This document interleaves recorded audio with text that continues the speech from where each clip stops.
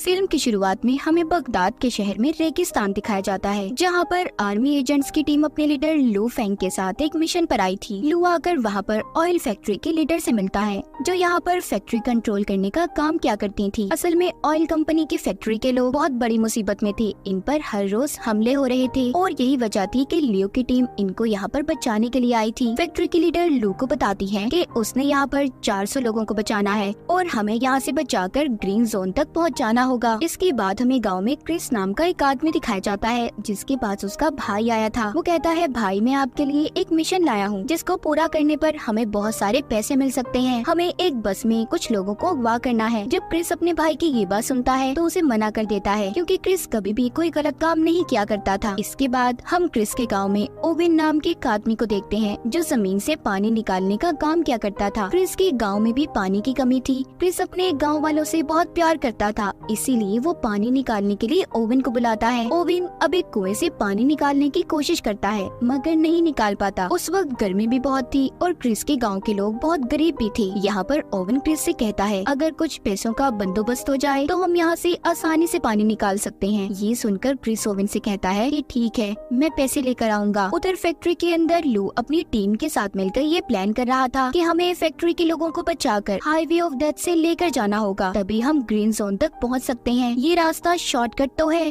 पर बहुत ज्यादा खतरनाक भी। इसके बाद यहाँ पर फैक्ट्री की लीडर सारे सिस्टम को लॉक करके एक पेन ड्राइव में महफूज करके अपने बैग में रख लेती है, ताकि सब कुछ उस ड्राइव में महफूज हो जाए और किसी को भी कोई खतरा ना हो। फिर वो अपना बैग अपनी एक असिस्टेंट को दे देती है। दरअसल फैक्ट्री के लीडर की असिस्टेंट लू की बेटी होती है। उसकी अपनी डैड यानी कि लू के साथ लड़ाई हुई थी, क्योंकि जब उसकी मॉम की मौत हुई तो लू उनके पास नहीं था। इसी वजह से लू की बेटी अपनी डैड से नाराज थी और नफरत किया करती थी। जिसके बाद सभी लोगों को बस में बिठाकर ग्रीन जोन की तरफ ले जाया जाता है। जल्द ही ये हाईवे ऑफ डेथ के पास पहुंच गए थे। वहाँ का मंजर देखकर लियो की बेटी डर गई थी, क्योंकि आज तक कोई वहाँ से जिंदा नहीं गया था। हर तरफ गाड़ियाँ ही गाड़ियाँ थी, जिनका एक्सीडेंट होने की वजह से बहुत बुरा हाल था। लियो अपनी टीम से चारों तरफ नजर रखने का कहता है और फिर अपनी बस को लेकर आगे बढ़ता है, मगर रास्ते में 2 गाड़ियाँ थी, जिसकी वजह से रास्ता रुका हुआ था। ये देखकर लू की बेटी कहती है, हमें बस को यहीं पर रोक देना चाहिए, मगर लू ऐसा करने के लिए तैयार नहीं था। वो कहता है, मैं जानता हूँ ये गाड़ियाँ क्यों खड़ी हैं और हम बस को यहाँ पर किसी कीमत पर नहीं रोक सकते। हमें हर हाल में यहाँ से निकलना होगा। तभी जब ये उस बस को गाड़ियों के पास लेकर जाता है तो एक जोरदार धमाका हुआ था, जिससे बस में बैठे सभी लोग बहुत ज्यादा डर जाते हैं। लू ने फिर भी अपनी बस को नहीं रोका था, वो चलता रहता है। दरअसल ये जितनी भी बसेस थी एक खास किस्म के मटेरियल से बनाई गई थी, इसीलिए इन पर गोलियों और बॉम्ब्स का कोई असर नहीं हुआ था। लू अपनी बेटी को बताता है, ये गाड़ियों का बीच में खड़ा होना दरअसल हमें गुमराह करना था। अब जब ये आगे जाते हैं तो लू देखता है कि रेत का एक बहुत बड़ा तूफान इनकी तरफ बढ़ रहा है, मगर ये उस तूफान से भी नहीं घबराता और बस को लेकर आगे बढ़ता रहता है। तभी यहाँ पर क्रिस की टीम रेत के तूफान का फायदा उठाकर एक बस को हाईजैक कर लेती है, यानी कि उन्होंने उस बस को अपने कब्जे में ले लिया था। जैसा कि हमें पता है कि क्रिस को पैसों की जरूरत थी, इसीलिए वो ये काम कर रहा था। उसने अपने भाई की बात को मान लिया था। जब तूफान के रुक जाने के बाद ये सब अपनी बसेस को रोकते हैं तो लू को पता चलता है इनकी एक बस गायब थी, जिसमें ऑयल फैक्ट्री की लीडर भी थी। तब इसकी टीम में से लड़की बताती है, मैंने उसे दूसरी तरफ जाते हुए देखा है। लू अब यहाँ पर एक हेलीकॉप्टर को बुलाता है ताकि उस बस को जल्दी से ढूंढा जा सके। इस काम में लू की बेटी भी उसके साथ जाने का कहती है। लू हेलीकॉप्टर में अपनी बेटी को लेकर उस बस को ढूंढने निकल गया था। कुछ दूर जाने के बाद लू हेलीकॉप्टर से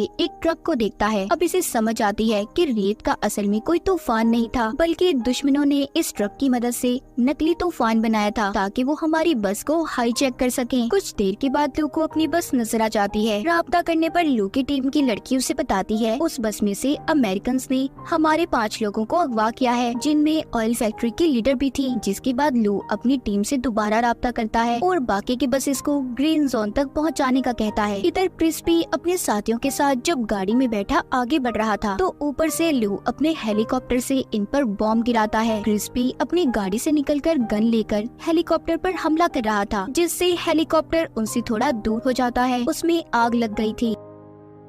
क्रिस अपने भाई को अभी खंडर में लेकर आया था, जहाँ पर लाकर उससे पूछता है कि ये किसका मिशन है, मुझे सच सच बताओ जिसमें इतना ज्यादा खतरा है, हेलीकॉप्टर से हम पर बॉम्ब गिराई जा रही है। तभी वहाँ पर ओवेन आता है जो कि क्रिस का दोस्त था। कहता है कि ये मिशन सारा प्लान मेरा था, उसने ऑयल फैक्ट्री के लीडर को भी अगवा कर लिया था। इसका मकसद ऑयल कंपनी के सारे सिस्टम को हैक करके यानी कि अपने कंट्रोल में लाकर, जिससे इसे बहुत सारे पैसे मिलने वाले थे। ऑयल फैक्ट्री के लीडर को भी ये बात समझ आ गई थी कि वो ओवेन ही था जो इनकी फैक्ट्री पर हमले करवा रहा था, ताकि जब हम अपनी जगह बदलकर ग्रीन जोन की तरफ जाने लगे तो ये रास्ते में हमें अगवा कर ले। क्रिस यहाँ पर ओवेन से कहता है, तुम इतना बड़ा प्लान कैसे बना सकते हो, और मैं आगे अब इस प्लान में तुम्हारा साथ नहीं देने वाला, मुझे मेरे पैसे दो ताकि मैं यहाँ से जा सकूँ। ओवेन कहता है, अभी कुछ और काम बाकी है, जिसके बाद तुम्हें तुम्हारे पैसे मिल जाएंगे। क्रिस का भाई भी यही कहता है कि अभी कुछ काम बाकी है, मगर क्रिस किसी की परवाह ना करते हुए कहता है कि अगले 2 घंटे के अंदर अंदर मुझे मेरे पैसे चाहिए। इतना कहकर वो वहाँ से चला गया था। क्रिस के जाने के बाद उसका भाई ओवेन से कहता है कि हमें अब उसके बगैर ही काम करना होगा, मगर ओवेन यहाँ पर उसके साथ गद्दारी करता है। उसने क्रिस के भाई को मार दिया था और फिर यहाँ से सब कुछ जाने का कहता है। उधर क्रिस भी अपने गाँव में पहुँच गया था। उसे अपने भाई पर बहुत गुस्सा आ रहा था क्योंकि उसने सही बात नहीं बताई थी उसे, जिसके बाद वो थोड़ा खुद को सुकून में लाने के लिए बच्चों के साथ बाहर खेलने चला गया था। तभी उधर ल्यू आता है जो कहता है कि मैं यहाँ पर अपने लोगों को बचाने आया हूँ जिनको तुमने अगवा किया है, मैं जानता हूँ मेरे लोग तुम्हारे पास हैं। क्रिस भी जवाब देता है कि मैं भी अपने गांव वालों को बचा रहा हूँ। जैसा कि हमें पता है क्रिस ने ये काम भी पैसों की खातिर सिर्फ अपने गांव वालों के लिए किया था, ताकि ये उनके लिए पानी का इंतजाम कर सके, और ये सारा प्लान ओवेन का था ताकि क्रिस भी उसका साथ दे सके, मगर ओवेन ने इसे धोखा दे दिया। खैर इसके बाद लू वहाँ से चला जाता है। कुछ देर के बाद क्रिस एक खाली फैक्ट्री में आया था जहाँ पर वो अपने भाई की लाश को देखता है। तभी उधर लू भी आ गया था। इन दोनों की यहाँ पर बहुत लड़ाई होती है। कभी क्रिस लू पर भारी पड़ रहा था तो कभी लू, क्योंकि क्रिस को यहाँ पर ऐसा लग रहा था कि उसके भाई को लू ने मारा होगा, मगर जब वहाँ पर कोई चीज क्रिस के भाई पर गिरने वाली थी तब लू उसे बचा लेता है। यहाँ पर उसको पता चल जाता है कि उसके भाई को लू ने नहीं मारा बल्कि इसमें ओवेन का हाथ है। तभी वहाँ पर इन पर गोलियां बरसने लगती हैं। दरअसल यहाँ पर भी ओवेन ने अपने गुंडों को इन्हें मारने के लिए भेजा था, मगर ये उन गोलियों का मुकाबला करते हैं। क्रिस उन पर बॉम्ब गिराता है जिससे बहुत बड़ा धमाका हुआ था। खैर वो गुंडे तो वहाँ से भाग गए थे, मगर इस उसमें क्रिस की गाड़ी भी बर्बाद हो जाती है। ये दोनों समझ गए थे कि इनको एक ही इंसान को पकड़ना है और वो है ओवेन, जो इन दोनों का दुश्मन था। क्रिस कहता है कि मैं जानता हूँ इस वक्त ओवेन कहाँ पर होगा। उधर दूसरी तरफ ओवेन फैक्ट्री के लीडर और उसके कुछ लोगों को अपने साथ फैक्ट्री में ले आया था, जहाँ पर वो सिस्टम को खोलने की कोशिश करता है, मगर उस पर एक कोड लगा हुआ था। ओवेन फैक्ट्री के लीडर से जब कोड के बारे में पूछता है तो वो नहीं बताती। तभी वो उसके 2 लोगों को मार देता है, जिसे देखकर फैक्ट्री की लीडर डर गई थी। अब वो उसके बेटे को मारने की धमकी देता है। तो ये सुनकर फौरन फैक्ट्री की लीडर उसे बताती है कि ये कोड एक पेन ड्राइव में है जो मैंने अपने बैग में रखी थी, पर मैं ये नहीं जानती कि वो कहाँ पर है। मुझे बस इतना याद है कि वो बैग मैंने अपनी असिस्टेंट को पकड़ाया था। तभी यहाँ पर फैक्ट्री की लीडर का बेटा अपनी मॉम के फोन पर कॉल करने का कहता है, जिससे उनके फोन के लोकेशन के बारे में पता चल जाएगा कि फोन और बैग कहाँ पर है। असल में वो बैग लू की बेटी के पास था जो इस वक्त क्रिस के गाँव में थी। उधर ही गाँव में लोगों को बाकी के लोगों के ग्रीन जोन में पहुंचने की खबर मिल जाती है। यहाँ पर उसकी बेटी उससे पूछती है कि आप क्रिस पर कैसे भरोसा कर सकते हैं। लू बताता है कि वो एक अच्छा इंसान है, लोगों की भलाई सोचता है, हम उस पर यकीन कर सकते हैं। तभी क्रिस को लू की डायरी मिलती है जिसे उठाकर वो उसके पास लेकर आया था। उसे कहता है कि क्या तुम इस लड़की को पसंद करते हो? तुम कितने खुशकिस्मत हो ना कि तुम्हें ऐसी लड़की मिली। तुम हर वक्त उसकी तस्वीर को अपनी डायरी में रखते हो। लू यहाँ पर बताता है तुम गलत सोच रहे हो, दरअसल वो मेरी बेटी है। इस बात पर क्रिस उससे माफी मांगता है। लू बताता है दरअसल जब मेरी वाइफ की मौत हुई तो मैं अपनी बेटी के पास नहीं था, जिस वजह से वो मुझसे